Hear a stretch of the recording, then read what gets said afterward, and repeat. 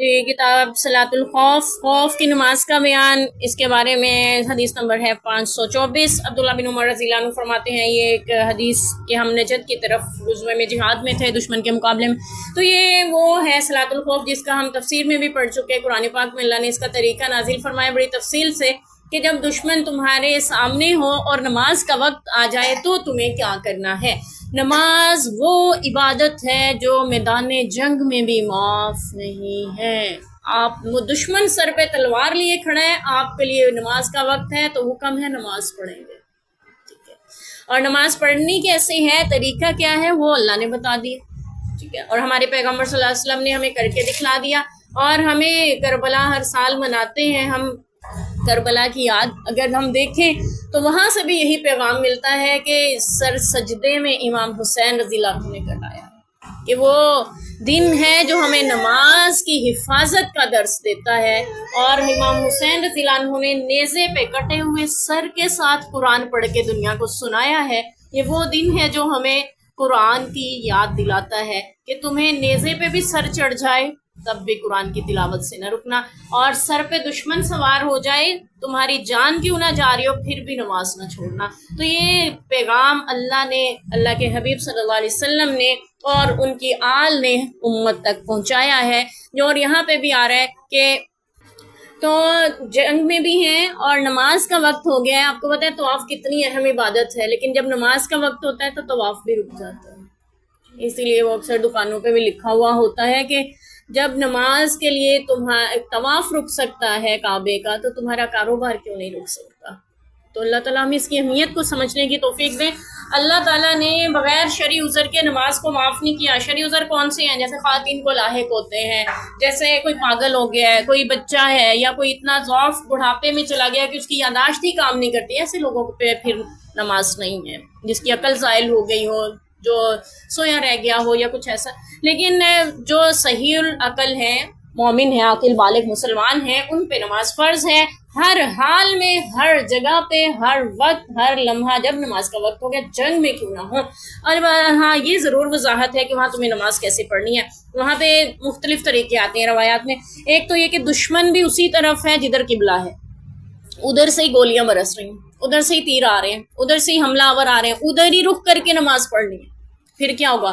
پھر یہ ہوگا کہ آگے والی ایک صف کھڑی ہو جائے گی دشمن کے مقابلے میں لڑنے کے لیے، اور اس کے پیچھے جو امام ہوگا وہ صف باندھ کے کھڑا ہوگا پچھلے والوں کو نماز پڑھانے کے لیے۔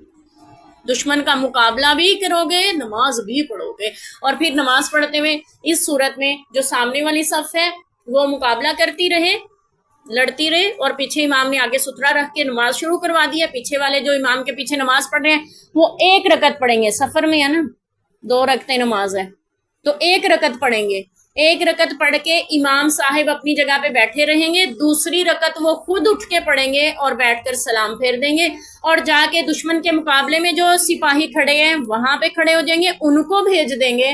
جب وہ آ کے پیچھے صف باندھ لیں گے امام کے، پھر امام صاحب کھڑے ہو جائیں گے اور 1 رکعت ان کو پڑھا دیں گے جو بعد میں آئی ہے صف، اور ان کی جو 1 رکعت رہ گئی ہے وہ خود پوری کریں گے، اور پھر امام السلام علیکم ورحمۃ اللہ کے ساتھ سلام مکمل کرے گا نماز، اور ساتھ ہی مقتدی نماز مکمل کریں گے۔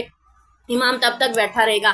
یہ ایک طریقہ ہے صلاۃ الخوف کا، کہ 1 رکعت امام نے ایک صف کے ساتھ پڑھی ہے اور دوسری رکعت امام نے دوسری صف کے ساتھ پڑھی ہے، اور جو دونوں صفیں ہیں انہوں نے اپنی اپنی دوسری رکعت خود مکمل کی۔ یہ ایک طریقہ۔ اور دوسرا طریقہ یہ ہے کہ امام 1 رکعت پہلی صف کو پڑھا دے گا، دوسری رکعت دوسری صف کو۔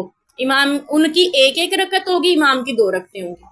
پہلے والی صف 1 رکعت پڑھ کے سلام پھیر کے خود ہی چلی جائے گی، اور دوسری والی صف جو ہے آ کے امام کے ساتھ دوسری رکعت پڑھے گی اور وہ امام کے ساتھ سلام پھیر کے نماز مکمل کر لے گی۔ اور یہاں پہ امام کی 2 ہے، مقتدیوں کی 1 رکعت ہے۔ 1 رکعت پڑھ لی ہے مقتدیوں نے، وہی نماز ہو گئی ہے، ٹھیک ہے۔ قرآن میں جو آتا ہے نا ذکر، وہ 1 رکعت والی کا ہی آتا ہے۔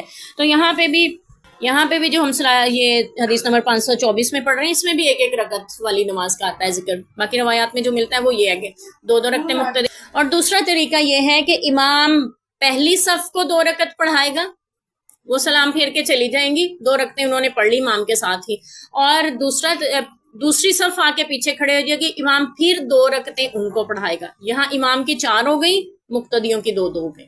یہ طریقہ۔ اور ایک یہ بھی ہے کہ اگر وہ ہے کیا اسی ہاں ایک صحابی رسول فرماتے ہیں کہ میں نماز پڑھ رہا تھا اور میرا گھوڑا بھاگ گیا. اپنے گھوڑے کو ساتھ لیا ہوا تھا، یعنی اس کی لگام جو ہے اپنے ساتھ جیسے باندھ لیتے ہیں اپنے بیلٹ میں یا کسی رسی میں، ایسے اٹکائی ہوئی تھی تو وہ ایک دم سے چھوٹی اور وہ بھاگ گیا. میں اس کے پیچھے بھاگ رہا تھا پکڑنے کے لیے اور نماز پڑھ رہا تھا. تو وہ صحابی رسول جن کو بتا رہے تھے وہ کہتے کہ یہ کیسی نماز تھی؟ کہتے تم کیا سمجھتے ہو، میدان جنگ میں اپنے گھوڑے کو جانے دیتا، جبکہ اسی کے ساتھ تو لڑنا تھا، ہمیں دشمن کے مقابلے میں ہمیں رہنا تھا. تو میدان جنگ میں جس طرح بھی نماز پڑھی جائے گی. آپ صلی اللہ علیہ وسلم نے ان کے لیے بد دعا بھی فرمائی تھی جنہوں نے عصر کی نماز نہیں پڑھنے دی تھی میرے نبی کو غزوہ خندق کے موقع پر، یعنی موقع ہی نہیں مل سکا تھا کہ نماز پڑھ پاتے. تو نماز وہ عبادت ہے جو اللہ تعالیٰ نے ان الصلاۃ کانت علی المؤمنین کتابا موقوتا، اللہ نے فرمایا میں نے مومنوں پہ مقررہ وقت پہ نماز ادا کرنا فرض قرار دیا ہے. یہ آیت کا مفہوم ہے.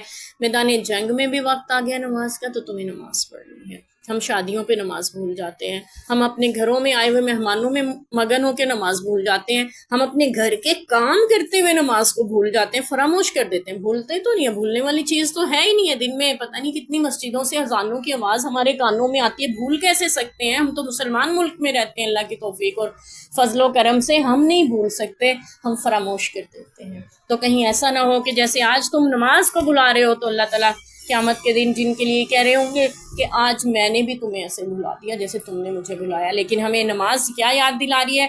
جنگ میں دشمن بھی سر پہ ہے تب بھی تمہیں نماز پڑھنی ہے. اللہ تعالیٰ ہمیں اپنے گھروں میں بھی نماز کی توفیق دے. اللہ دشمن کے شر سے ہمارے ملک کی بھی حفاظت فرمائے، ہمارے بھی حفاظت فرمائے.